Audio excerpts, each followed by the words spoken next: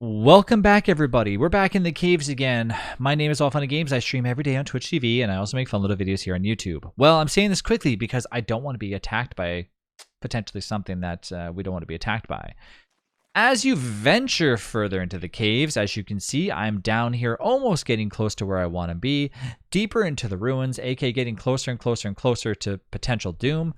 But nonetheless, I'm looking for ways for you to identify if it's really a glowberry or if it's something that's going to attack me or try to kill me. Well, if you didn't get a chance to actually see what you saw at the very beginning of this video, keep watching because we're going to try to find more here in a second.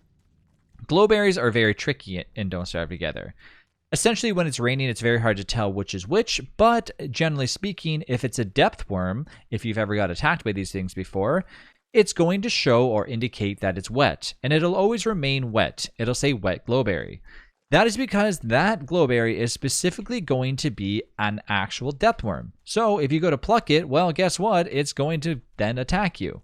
But if it does not show wet, then there's for sure a chance that it's most likely 100% safe. Now, let's talk about how it works. So, as I go over here, it's going to say pick mysterious plant. And of course, I am using a mod called Insight, which will showcase that it has no aspects behind it, no actual HP.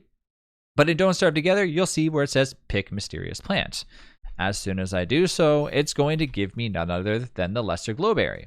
However, if I go over to this one, it's going to say wet mysterious plant. Well, it hasn't been raining and it's not spring, so what the heck is it going to be? Well, sure enough, guess what? It's actually a death worm. And that's because, yes, it's always wet, as I mentioned. So that is an easy way to tell if it's a depth worm or if it's an actual glowberry. But obviously, like I said, if it's in springtime, you're going to want to be a little bit more cautious, especially if it just rained, because every single glowberry down here is then going to be, what is it going to be? Well, that's right, it's going to be wet.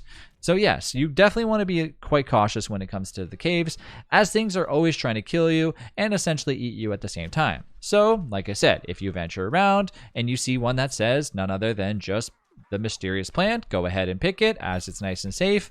But if you find one that says wet, which we'll hopefully try to find here in a second, well, I'm going to go and pick this one. Hey, it says wet on it. Let's go ahead and do it anyways. Oh my gosh, it's a depth worm.